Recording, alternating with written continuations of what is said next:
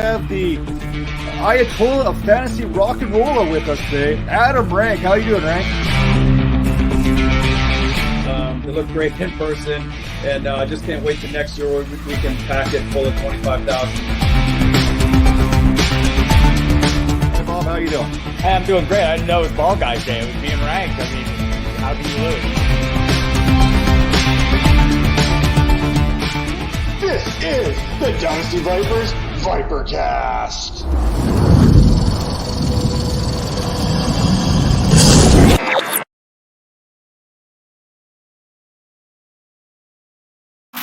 Hello and welcome back to another edition of the Dynasty Vipers ViperCast. This is episode 166, presented by the Fantasy Points Media Group. You know what? Head over to fantasypoints.com today.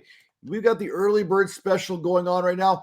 Our 30% off early bird special. It ends on Super Bowl Sunday. Do not miss a chance at huge 2023 savings. You get John Hansen's rankings. You get props and betting advice from Tom Brolley, Dank stats from Scott Barrett, and of course, Graham Barfield, and that data-driven analysis and much, much more. Hey, Fantasy Points Analytics, they got you covered. Wes Huber, you're looking for those college insight, those best rookies. Wes Huber, he's your guy for all that. And the show's also brought to you by coffee. What? The magical nectar that keeps me going late at night. Now, with that all being said, we have a lot to get covered here on this week's show, including the news and notes from around the league. And, of course, the big one here, I'm glad Tom Brady, he waited until today when I did this show to drop his announcement that he is officially retiring yet again. That makes it 2 retirements from Tom Brady and just 1 Super Bowl ring for Aaron Rodgers, for those who are keeping track at home. Now, the question I beg here, I want to throw out to everybody who's listening, is Tom Brady the greatest fantasy player of all time? Now, we've seen some great fantasy players come and go, some great seasons here and there, but the sustainability of Tom Brady's career pretty much sets him apart from a lot of options out there. Whether you want to look at Adrian Peterson and what he did way back when, the Priest Holmes days, you remember Priest Holmes and what he brought to your fantasy squads? Basically, if you had Priest Holmes, you were winning the fantasy championship. We've had some good years from guys like Arian Foster. More on him a little bit later in the show. But when you look at quarterback-driven leagues, especially if you started early in the early 2000s when PPR wasn't quite a thing, 1 IDP wasn't quite a thing. If you didn't have that quarterback, you were already behind the curve. If you didn't have a Peyton Manning, if you didn't have a Tom Brady, you were facing an uphill battle in fantasy. And that's why I beg the question, is Tom Brady the greatest when it comes to fantasy? I have a hard time maybe trying to separate the past, the present, and the future when it comes to the quarterback position. So I'm going to say no for now, but it's really hard to argue with what he's been able to do. You look at the guys who've thrown for the most passing yards, passing touchdowns. This is Tom Brady. He's done all this. He's ultimately accumulated the most fantasy points of all time. Therefore, he has a right to put a claim on that title. Now, moving along here, talking about other titles. How about the head coach title in Carolina?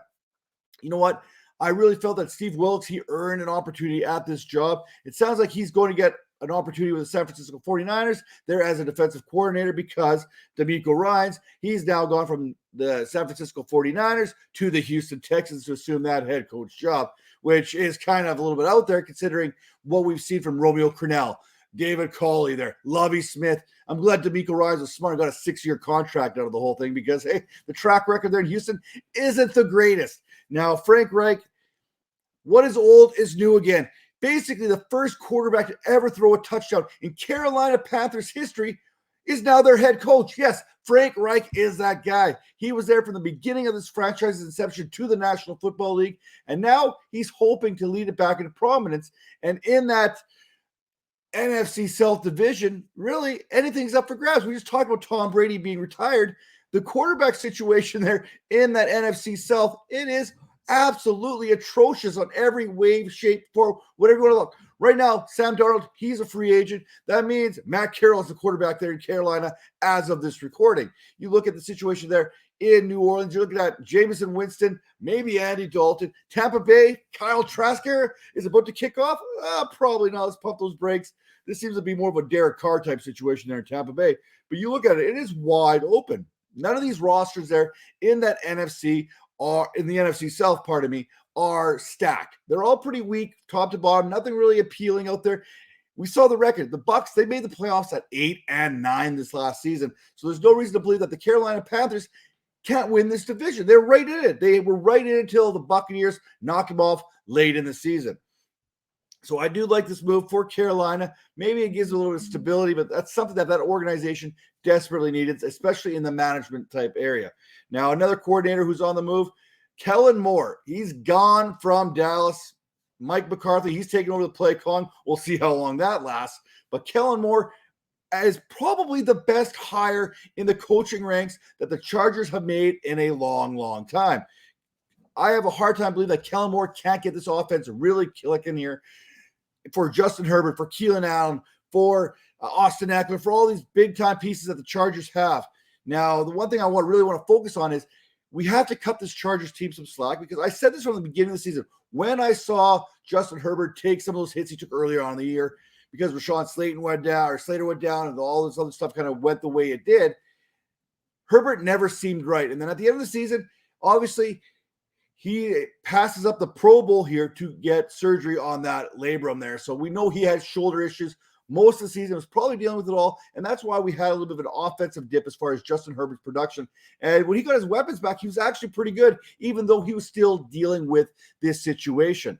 Now, when you look at this Chargers team is going to be right there in the thick of things. They're going to be talked again as challenging the Kansas City Chiefs once again for that AFC West crown. And it's going to come down to play calling, how they work things out, and probably keeping Coach Staley away from fourth down decisions here. Maybe Kellen Moore can help them with that kind of stuff. Maybe bring his own offense there.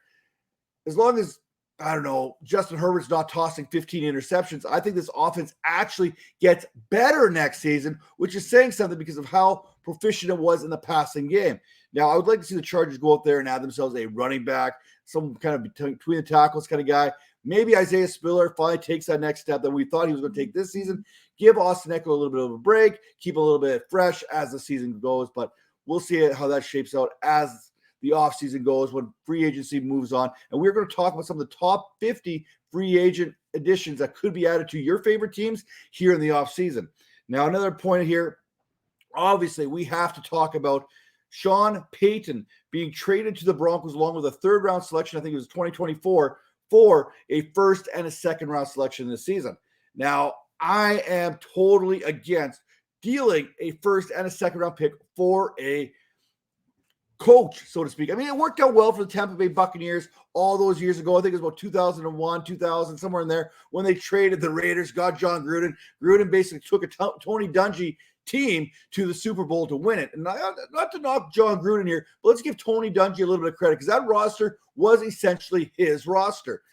Now, when you look at everything about what Sean Payton's doing, we know that he's had success offensively. We know he's a great coach when it comes to offense.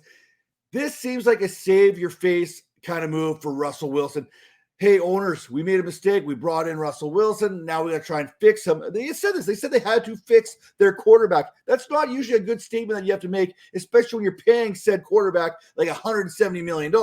You don't want to have to say that. So Sean Payton's here to try and rectify that mistake, in my opinion, that the Broncos had previously made. Now, this offense is really good. Jerry Jeudy, he came on towards the back end. Cortland Sutton, solid season. He can get the job done. Javonte Williams, he's going to be battling his way back to that knee injury, from that knee injury, that ACL tear. Patience with him. Right now, he's probably a dynasty buy low, because we know that ACLs and running backs and wide receivers, there's a 9-month window. So you find out when he had that surgery, and then you add 9 months, add a 10th month on there just to be safe. And that's when you can expect production once again from said player. Now, the one thing that's interesting to me is Greg Dulcich here. We saw that early other production, all those opportunities add up towards as the season kind of progressed through and through. Well, Jimmy Graham was pretty productive there in New Orleans. We know that Taysom Hill was a tight end when it came to Sean Payton's offense. So you can kind of make that argument that Greg Dulcich could be the biggest winner of this Broncos offense by the addition of Sean Payton. But then once again, I'm not all about trading draft picks for coaches. But you know what? Maybe it works out, maybe it doesn't. We've seen it work out in the past. I'm just not there. Now, Arian Foster, he's there if the game script tells him to be there. Now, he was on his show, and he was kind of sarcastic, throwing it out there, talking about how the NFL is rigged and how he got his game script in training camp. People, sarcasm. I know with everything that kind of went down in the AFC and the NFC, for that matter, championship round, there was a lot of questionable calls out there, a lot of questionable decisions being made. Refereeing was not good. The officiating was less than ideal. Let's put it that way. And hopefully, I don't think I can get fined with saying things I'm saying here, but you look at it and you kind of there's reasons why people are throwing out that the NFL is rigged, that it is scripted, that it is entertainment like the WWE, and how everything is already predetermined ahead of time. Now, I don't see that happening. It cannot happen, especially from a sports betting perspective. So the NFL, they're all about sports betting. They're all about fantasy football now. They're all betting in football is way more than it used to be. I remember when you used to bet on either like a money line, the team would flat out win, or the over-under. That was basically the only options you had when it came to betting. And now you can do player props. And, I mean, talk about what color the Gatorade's going to be, what heads or tails on the Super Bowl coin flip. I mean, you can bet on all these type of things. The NFL, I don't think, would rig a system, especially if they had so much money possibly being lost in their pockets if this kind of information got out there. So, I thought it was kind of funny that Arian Foster kind of brought that up, and I thought it was funny that it got taken off. I mean, Marlon Humphrey said, yeah, I know the game was scripted when I gave up 200 yards to Jamar Chase. Kind of threw that out there. There's a few more people, kind of players throwing out that bad games. Yeah, this was all part of the script and whatnot. I mean, Matt Ryan, after all, how else do you blow a 28-3 lead? Now, I talked about fantasy points at the top of the show, and by all means, make sure you're heading over there. I nailed some of the big names there that you're going to get with fantasy points. But down in the Senior Bowl, down at Mobile, Alabama, our guys there, Brett Whitefield there and Chris Reck, they are talking about the Senior Bowl. They got their Senior Bowl primer, and it is free over at Fantasy Points. So head there today, check out that article, and they are talking about each and every day, players going up, the stocks rising, the stocks lowering. You're going to want to catch that article, because when we hit this offseason after the Super Bowl, it is now into draft season, and we're going to be talking about these rookies, talking about these rookie drafts, and we're going to help you kind of differentiate between which players you want to add to your rosters and which players you want your league mates to potentially take. That all being said, you cannot have a good fantasy draft until we kind of get an understanding of which players are going where, and it all starts in free agency. And then it starts with the ESPN top 50 free agents. Now, we're just going to look at this from an offensive standpoint here right off the get-go. And we're going to start with one of the most mesmerizing players on the board, and that is Baltimore Ravens quarterback Lamar Jackson. Now, Lamar Jackson, we know what he's capable of doing. 2019 NFL MVP, doing things with his arms and legs that we've never seen done before. Now, Jalen Hurts, he did those things here this season, but you look at what Lamar Jackson brings to a team. Baltimore, you would think that they would want this guy back, but they have not secured him. They have not paid him what he's worth. And Lamar Jackson, he's watching guys like Deshaun Watson get like $180 million. Don't fact check me on the actual number, but it's all guaranteed money. Listen, I don't know if Lamar Jackson was as banged up as he was. Maybe he could play the playoffs. Maybe he could. I don't know. I'm going to assume that he was hurt where he couldn't play. But you know what? If I'm a little banged up and I'm less than 100% and I don't know where my next paycheck's coming from, then I'm probably not playing in that game either. So when I look at what Lamar Jackson, he just wants to get paid what he is worth. If you look around the National Football League right now and you look at some of these contracts that you kind of put into comparison, look, Aaron Rodgers, dude's like 40 years old, $50.2 million, and that's through 2027. Russell Wilson, 35, $49 million right now, and that's through 2029. Okay, Kyler Murray, $46.1 million through 2029. Deshaun Watson, I mentioned that, $46.1 million through 2027. Patrick Mahomes seems like a steal right now, considering his age, $45 million there, and that's through 2032. He's going to be like really low on this list when it's all said and done. Josh Allen, $43 million per 2029.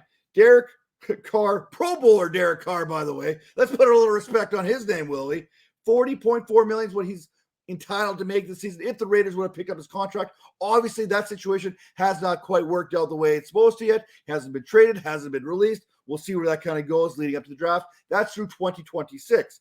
Matthew Stafford, dude's making $40 million through 2027. Dak Prescott, $40 million. Guy led the league in interceptions this season, despite playing about 5 games less than everybody else. That's secured through 2025. And Kirk Cousins, $35 million through 2024. So when you look at where Lamar Jackson probably fits, you have to think he is going to be between Patrick Mahomes, $50 million, and then Aaron Rodgers. He could be even talking about $55 million per year for Lamar Jackson here, based on what these numbers are currently at. Now, we know that the salary cap in the NFL is going up, so you need to make sure you're going to find a team that can support that, has some young players surrounding them. And for me, that team, it's the Atlanta Falcons. I would love to see the former Louisville Cardinal head back to the South there to head and play for the Atlanta Falcons, get the Dirty Bird going there. Kyle Pitts, Drake London. I mean, there's so many great parts there going on in Atlanta for me to have Lamar Jackson going there. And I know Major, he's in on the show. He got on the show sheet here a little bit earlier, and he was talking about how Atlanta would be one of those teams for him as well. So you want to make sure you're checking that out. Another player that I'm interested in here with free agency is running back Saquon Barkley. Now, Saquon absolutely crushed it this season, coming back from injury, arguably the comeback player of the year. I mean, Geno Smith's up there. We know we talk about Saquon Barkley, Christian McCaffrey. These are all guys who are all competing for that comeback player of the year. It just happens to be he made a comeback during his free agency year. There's no way that the New York Giants are going to let him go. There's no way. They can't. What Saquon Barkley did, he may have slowed down towards the back end of the season. I'm not worried about that slowing down the back end. What I saw the start of the season tells me the old Saquon, he is back, people. Saquon Barkley is back, and it all ties into the other player who's a free agent for the New York Giants, who I also think they bring back, and that's Daniel Jones. We know the Giants, they want to re-sign him. I mentioned those quarterback numbers. There's no reason not to believe that Daniel Jones is not going to get $40 million per. You can't tell me that you wouldn't want Daniel Jones over some of these other guys that are making a lot more money. Now, obviously, the Giants would love to pay him a lot less than what he's probably worth. But I look at this. Matthew Stafford's $40 million. I think I'd rather pay Daniel Jones than I would Matthew Stafford. Dak Prescott, Daniel Jones, I mean, depends on where you're at on that pendulum. But I'm kind of leaving Daniel Jones because what he gives you as a rusher. We saw what he was able to do in the playoffs. You get the yin, you get the yang. Big game, bad game. It's going to be Daniel Jones, but you know he's going to go out there and compete. That's why he's Vanilla Vic, baby. And that's why we love Daniel Jones on this show. Kirk Cousins, say what you want. Kirk Cousins has been good. He has been a solid quarterback through and through. $35 million. You got to believe that the current market is going to have Daniel Jones making a lot more than that here a lot sooner than that. How about Dalton Schultz? Looking at the tight end position, former Dallas Cowboy. He's now a free agent as well. I don't see him coming back to Dallas. I don't want him to come back to Dallas. I'd rather see him go to a place like Carolina. Why Carolina? Because they need all the help they can get. Let's put some pieces back in. We don't have a quarterback. We don't have a tight end. Tommy Tremble, sorry. I know Major, that's one of his guys. I'm not about Tommy Tremble. I don't feel the Tommy Tremble tight end type thing there in Carolina. They need a proven commodity there. And Dalton Schultz, he could be a solid option at the tight end position for the Carolina Panthers. Now, Major, when he looked at this, he's like, hey, you know what? Austin Hooper, he's gone. He pretty much did nothing. Chigawagwu there, I'm all about him. I want to see him go. So that's why I kind of have a problem with Schultz being to Tennessee, because I want to see the Chig man get it going on. Now, Hayden Hurst, another one of those tight ends. Major's got him going to Indianapolis. I got him going to Houston. Really, it doesn't really matter where you want to send him, because both these situations at the tight end position are horrible. You look at the Houston, Jordan Atkins, Brevin Jordan. Brevin Jordan is one of my guys. This one actually hurts me not to support him. I mean, but you look at what Hayden Hurst was able to do for the Cincinnati Bengals this season. Cincinnati, they are going to have some decisions that they need to make here sooner rather than later. Based on the cap, based on Joe Burrow, more on the Cincinnati Bengals here when we talk about the conference review and where these teams actually sit. So we're going to talk about the 49ers on the show. We're going to talk about the Bengals on the show and some of the 5 burning questions or so that they're going to have to answer before the 2023 season officially kicks off. Now, we're going to come back to it. We're going to bounce around to all these different types of positions here. Now, I want to talk about one of my other guys here, Josh Jacobs. Hey, the Raiders, You bet the house that he would struggle this season. I don't know what you were thinking. You didn't want to secure him. You didn't want to get the fifth-year option. And then he goes out there and leads the National Football League in rushing, has his best season ever. And now you're going to have to pay the dude. You're going to have to give Josh Jacobs that bag to keep him in Vegas. And I think the Raiders do. I mean, they have to. There's no other options out there. Zamir White, he's not ready. Brandon Bolden, not ready. Not that guy. Amir Abdullah, not that guy. You have to bring Josh Jacobs back. We don't even know who the quarterback is. I mean, lots of people thought it was going to be Tom Brady. Obviously, that's not the case. I really think we're going to see a Jimmy Garoppolo with a rookie quarterback type situation there. But listen, no matter who you bring in, they're going to need a running game. So you have to pay Josh Jacobs. And I'm usually against paying running backs, especially as they enter that contract year. But this is one of those rare situations that you have to give the guy his money. Now, Major, where are you going with this, man? You're talking about the Chicago Bears. They already have a decision to make there on David Montgomery. They got Khalil Herbert there in the back. He's ready to fire it up. I mean, Khalil Herbert, what we saw of him, he has the potential to be that guy for the Chicago Bears in that backfield. So I can't see Chicago going out there and getting him, especially with so many other needs. But hey, money talks, and the Bears have plenty of it here. Now, Tony Pollard, Major, and myself, we are on the same page here. Send him to Miami. This offense is electric. Tua Tagovailoa, I am expecting him back to full health here in the 2023 season, which means you got Tyreek Hill, you got Jalen Waddle. These guys are difference makers on the outside. You can keep Raheem Mostert there, but listen, they brought Jeffrey Wilson over to do a certain thing. He did it from time to time, but Tony Pollard, he does that all the time. More explosive than Ezekiel Elliott. Everything that he did was much better than Ezekiel Elliott. He is going to get paid here in this offseason. I don't know if the Dallas Cowboys are going to pay it. Both Jerry and Stephen Jones there, they were talking about how they want to bring back Elliott for one more season. They still think he's got what it needs to get done. I don't see it. I think Elliott is done. I really do. I really don't think Ezekiel Elliott is that guy anymore. And Tony Pollard, if the Cowboys mess around, he's gone. And why not go to Miami? It's like tax-free there. You don't have to pay income tax, state tax, any kind of tax. You just got to sit there and play football and count your money. Now, Jacoby Myers, again, one of my guys, another free agent. You know what?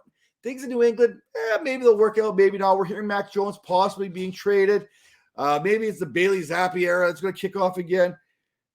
So much controversy going on right there. At least we know that Patricia's no longer going to be calling offensive plays. It's going to be Bill O'Brien, which Mac Jones probably appreciates, which means I'm hoping that the Patriots re-sign Jacoby Myers because he was their top wide receiver. Tyquan Thornton, he looks like he's going to take that next step here this season, which is going to open things up underneath for Jacoby Myers a little bit more. But, hey, we know that the Packers, they're looking for wide receivers. So, Major, he's on Myers to the Green Bay Packers. I have a hard time arguing that. But the team I wouldn't mind seeing is, how about the Baltimore Ravens? Let's give them a steady pass catcher. They got Mark Andrews. They're going to have Rashad Bateman coming back on the outside. Jacoby Myers is one of those guys that I think can work underneath well for the Baltimore Ravens and still give you some good fantasy production. That is, of course, if they bring back Lamar Jackson, because I don't know, even though Tyler Snoop Huntley is a Pro Bowl quarterback, I don't think he's that guy when it comes to the passing, but who knows? I've been wrong before. Now, Juju Smith-Schuster, we know that the Chicago Bears, they need wide receivers, so it makes sense that you would send him to the Chicago Bears.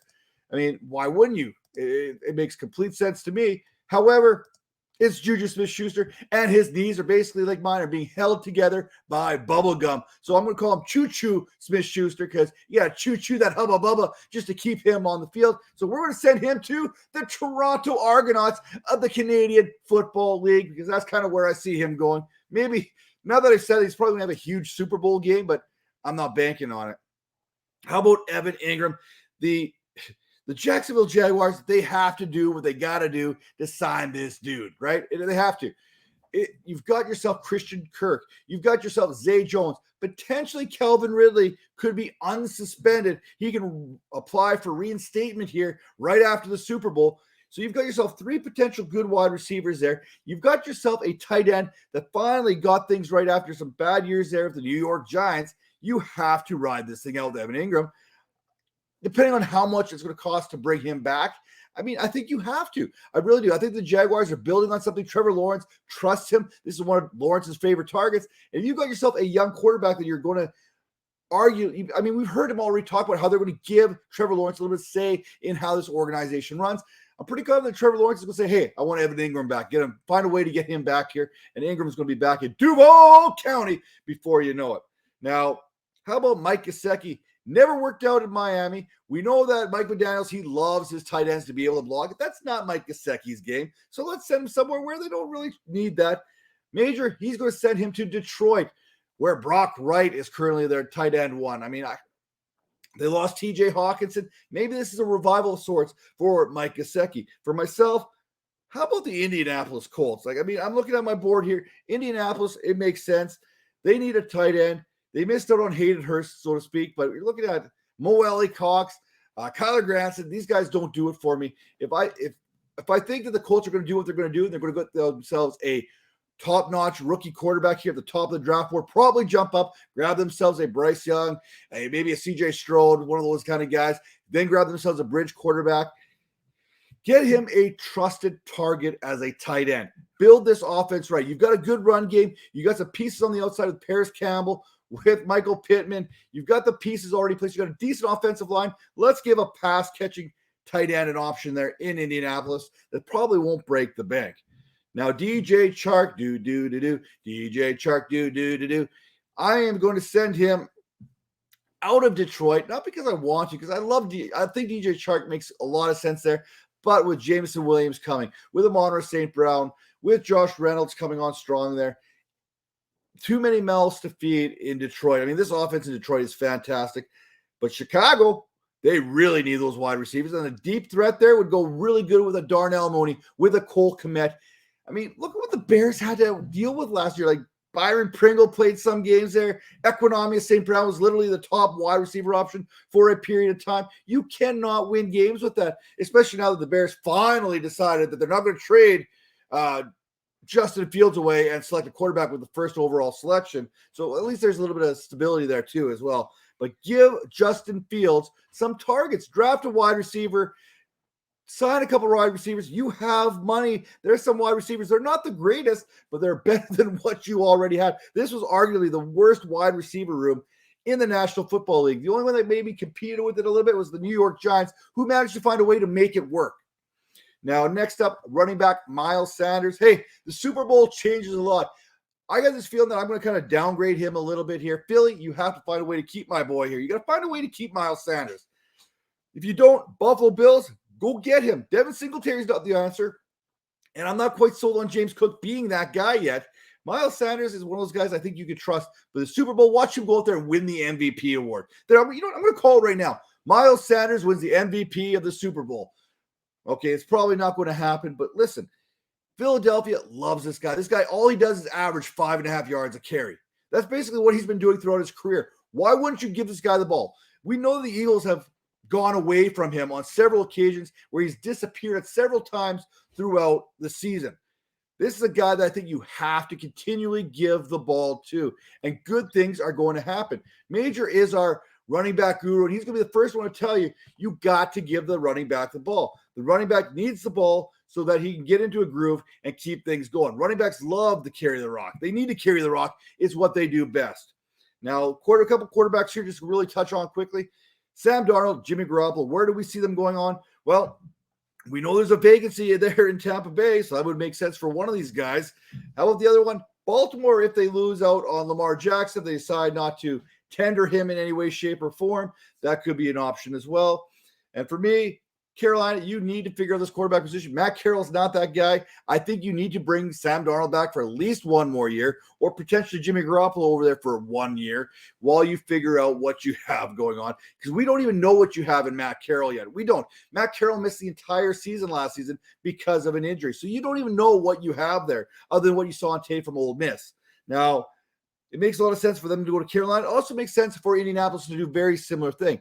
I talked about how this thing's on a breakdown when we talk about the tight end position, how I kind of felt that Mike Gesicki makes a good fit for Indianapolis, because I believe that they're going to go with a bridge quarterback, Jimmy Garoppolo, and a potential rookie quarterback there in Young or Stroud, or maybe even Will Levis, depending on where they're kind of feeling. I mean, if you like a quarterback that puts mayo in his coffee and eats his banana like a maniac, I mean, Will Levis is probably your guy. Not for me. I have trust issues, and there's way too many red flags, especially when it comes to his coffee. I mean, coffee is meant to be drinking black. Like this coffee, my nectar here, it's black. It's the only way to take it because, hey, you know what? Put a little cream in there, and then all of a sudden it gets fatty, and you don't get to watch those calories.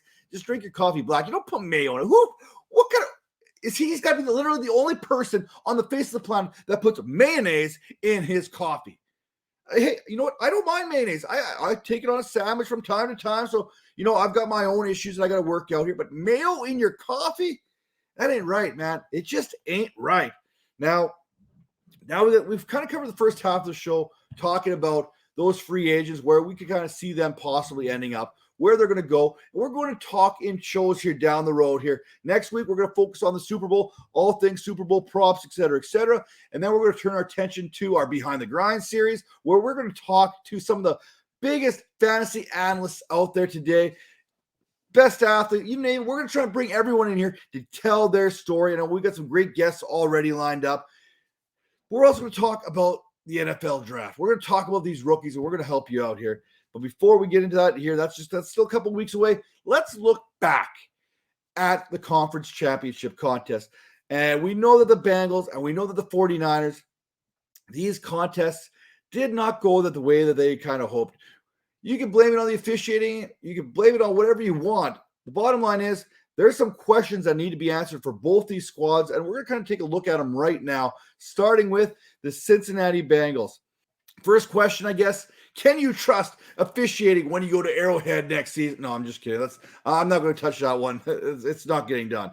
But what I am going to ask about, what do the Bengals do with Joe Mixon and Samaje Perine, who is a free agent this season?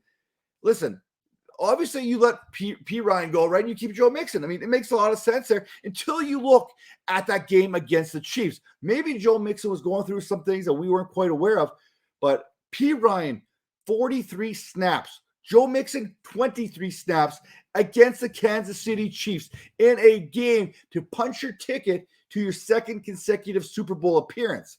Something's not working out there in Cincinnati when it comes to Joe Mixon. We saw him struggle much of the season, and he's starting to get up there in that kind of that danger zone age, that 27, 28, 29 range where running backs typically hit that cliff. Now, not all running backs. I mean, some keep following through there. We get the odd Adrian Peterson kind of guys, the Derrick Henrys, those kind of guys where they keep on going past that age barrier.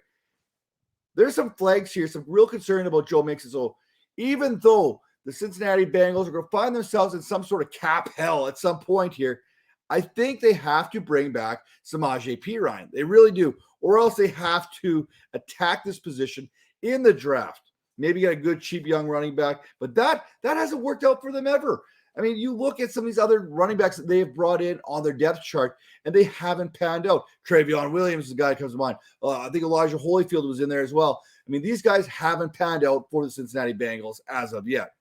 Now, another question, another offseason to rebuild this offensive line. We saw what the Chiefs were able to do. They were able to get to Burrow multiple times, especially in that first quarter, which basically set the tone, helped build a little bit of a nest egg up for the Chiefs as far as points were concerned before Burrow and the company made those second half adjustments.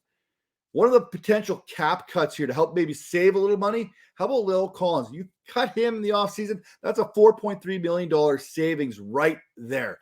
So that's something I could see the Bengals doing. But again, what do you do with this offensive line? You already tried to rebuild it with guys like Collins, like Kappa, and you still were dealing with injuries all season long. Joe Burrow, he get the ball out of his hand as quick as anybody. We saw them in the wild card round, 2.39 seconds. During the regular season, 2.55 seconds from snap to release. He doesn't necessarily need that great offensive line, but he needs something to protect him. And the Bengals are going to need to find a way to rebuild this offensive line, more than likely through the draft, but they've got some other needs, especially on that back end, that also need to be addressed.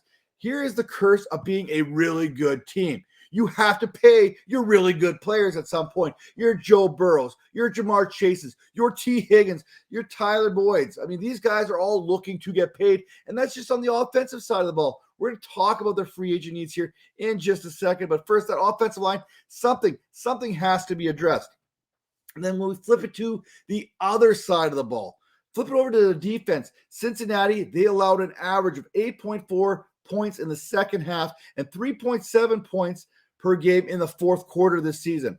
And there's rumors out there right now that their defensive coordinator there, Lou Anarmo, or however you pronounce his name. Hey, you don't come here to listen to me talk about pronouncing names, right? You don't listen to the show. But the defensive coordinator there, old Lou, he's rumored to go to Arizona potentially as a head coach candidate. He's one of those guys that, for whatever reason, we don't hear his name in the head coaching conversations year in and year out. And all he does is get his team ready, get his defense ready each and every week. So it's good to see the Arizona Cardinals are at least interviewing or considering an interview for this man, because he deserves it. What he's been able to do, he has put the work in, and we can see what he's done.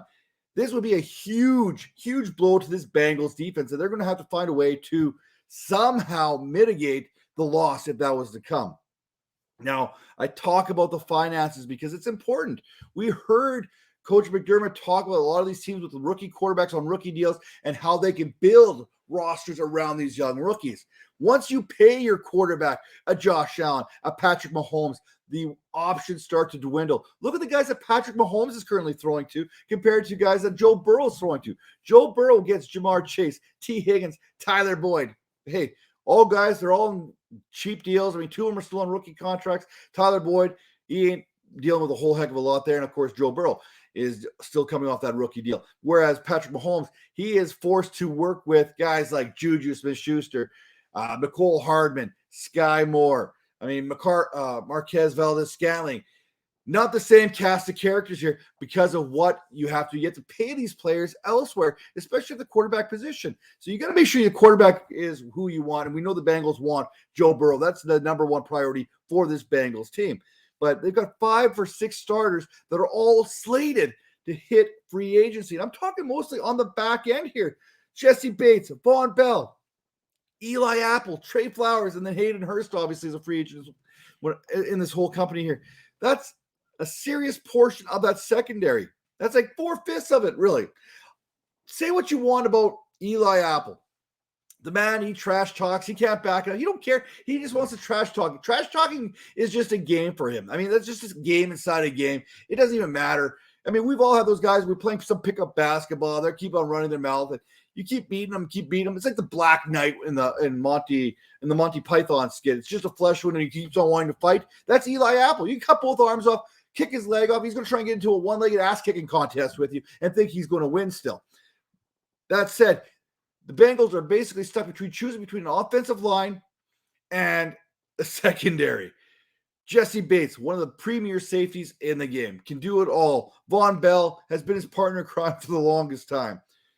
Trey Flowers, solid corner. Eli Apple is a starter. He's a starting caliber corner on most teams. Maybe not all teams, but most teams. So that's another one of those things that the Bengals, they have to address here in the offseason, how they're going to spend their money. And we know when we look at this, they have needs potentially at the corner position, needs potentially at the safety position, guard, tackle, and running back. There, I said it. We don't know what we're going to get out of Joe Mixon. So these are all areas that the Bengals have questions. There are some serious red flags. And when Joe Burrow is going to get his $55 million per season, and you know that's going to happen, that leaves very little money to trickle back down to other star players.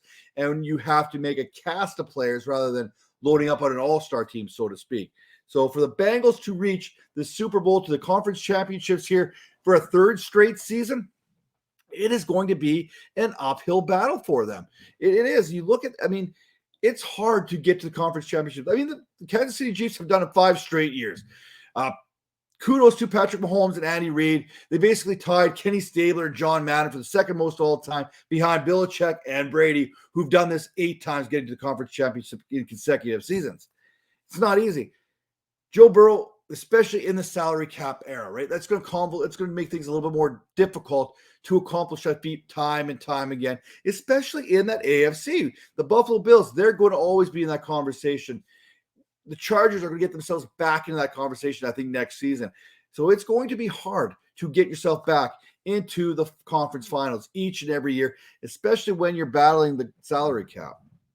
Now, on the flip side, the 49ers, they got some guys they need to pay. Nick Bosa, probably the defensive player of the year, whether you want to admit it or not. I mean, Micah Parsons, Hassan Reddick should have got a little bit more love. Let's give Hassan Reddick a little bit of love on this show. Me personally, Max Crosby's my defensive player of the year because he's doing just as much with less involvement from the other pieces that these other defensive player of the year candidates are concerned. But Nick Bosa, he wants a new deal, and he's going to get a new deal. You pay left tackles, you pay quarterbacks, and you pay your edge rushers. That's how the NFL works. Those are the three premier positions that you need to take care of. You need to have those players in place to be competitive each and every season. But Nick Bosa is not just the only guy that needs to get paid. We know that Jimmy Ward is another guy moving from safety to that kind of that nickel corner. He had a good season. Let's call it the way it is. Then you look at their line. McGlinchey there at tackle. He is a free agent there. And Al Shair, linebacker, he's going to look to get paid as well. I can't see him actually returning to San Francisco because we know we got Fred Warner there, the All-Pro. We know that we have Drew Greenlaw there on the other side. So Shair is kind of that third wheel, so to speak, in this linebacking room. Look for him to take a more prominent role elsewhere next season and make a little extra money doing so. So you're probably already down that linebacker for San Francisco. Pieces are starting to leave. When you are a good team, good players are going to leave because you have to pay other good players. That's the truth of it all. That's however you want to look at it. And here's the biggest kicker. We know that McGlinchey, who was playing right tackle this last season, he could leave via free agency. What about Trent Williams, the left tackle? I mean, he's not getting any younger. The future Hall of Famer, he could retire this season. I mean, he could call her quits. And who would blame him? You mean that 2028 class could be unbelievable. Tom Brady, J.J. Watt, throw Trent Williams' name in it. It could arguably be one of the greatest Hall of Fame classes of all time. Now, the 49ers are going to need to find a way to build within the trenches, offensive line and on the defensive line, because look, Javon Kinlaw, he is a potential cut this season because we haven't seen the production meet the promise when he was drafted. Guy had all kinds of talent, Kinlaw did. We just haven't seen it on a consistent basis in the National Football League. And the NFL is a not-for-long league if you haven't done anything lately. So Kinlaw could find himself as a cut casualty here as the 49ers try and free up a little bit of money here this offseason. Now, should the 49ers draft a wide receiver this season, will Brandon Ayuk remain a 49er? And how do we view these 49ers pass catchers, especially when we don't even know what the quarterback situation is going to look like? And we'll talk about that here also in a little bit. But you look at this. Brandon Ayuk is going to get paid as a number one somewhere. The guy had 1,000 yards, absolutely bald. We've seen what Christian Kirk got on the market. Never had a 1,000-yard season at any point with the Arizona Cardinals. Hit free agency, boom. Jacksonville came with a bang, backed up that Brinks truck, loaded it up, and then actually probably kidnapped Christian Kirk and threw him in the back there too. Brandon Ayuk, he's going to be facing a very similar situation. Maybe a team like the Chicago Bears, they come knocking. I mean, I would be surprised if the Bears are not knocking on T. Higgins, Brandon Ayuk, because free agency is not the greatest right now, but Brandon Ayuk, the 49ers have some other finances to kind of take care of. Brandon Ayuk becomes a free agent next season. This may be one of those kind of things where the teams like New York Giants, the Chicago Bears make a move now rather than later.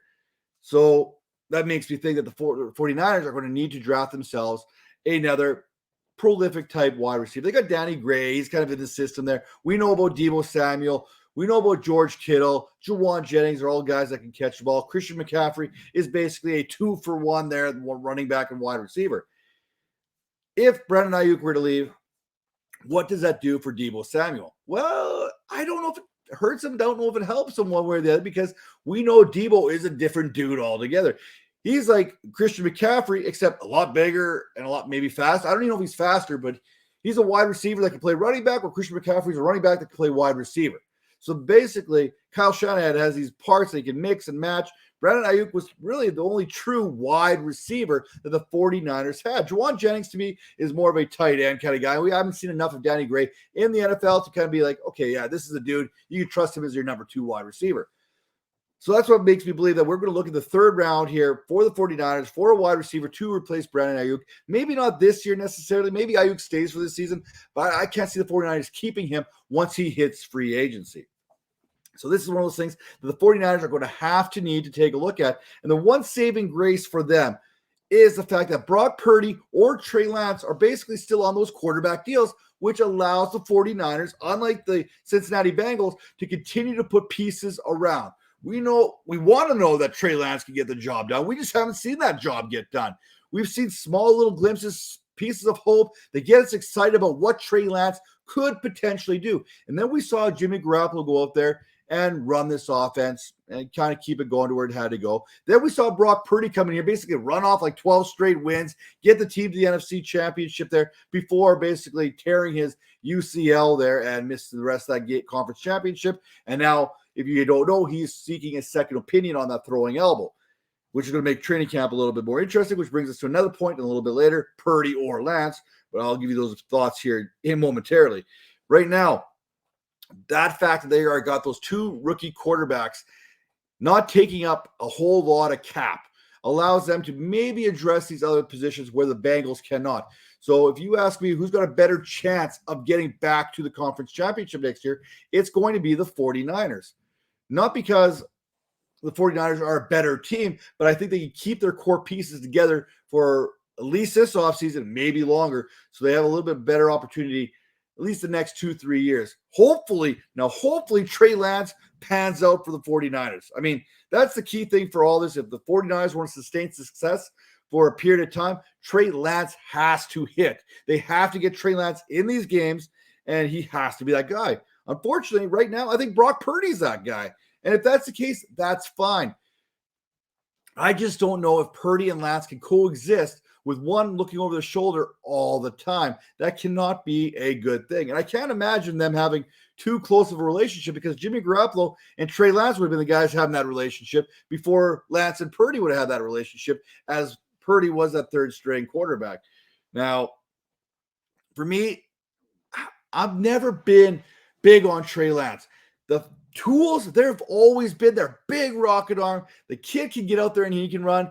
I've just never seen him put him back together. I haven't seen him. I mean, you got to remember, he didn't play his last season at North Dakota State. He's only played like 19 games going back to like high school. So don't fact check that number either, but it hasn't been very much. So to expect him to step into the NFL and be the guy when he hasn't been yet, it's tough. We've seen Brock Purdy come in. I mean, Brock Purdy, he had a portfolio that he developed at Iowa State year after year. I mean, he was a 4 or 5 year starter for the Cyclones, and he proved himself in college. Now, he doesn't have the Trey Lance arm. He doesn't have Trey Lance's legs, but what he has is an ability to get the ball. We've already heard Nick Saban talk about Brock Purdy and how he doesn't have the big arm and how he doesn't have all these other intangibles, but the guy went out there and he won for the 49ers. So right now, going into camp next year, I think Brock Purdy has that inside edge as long as that elbow is healed up. The biggest loss for this 49ers team is probably the loss of their defensive coordinator, DeMeco Ryans. Good luck to him in his endeavors there in the Houston Texans, but how do the 49ers not only match what he brought to that room, the knowledge, the coaching, the schemes, but the energy? DeMeco Ryans, he brought energy each and every week to that sideline. I mean, the dude was jumping in. He was like the Dan Campbell type coach.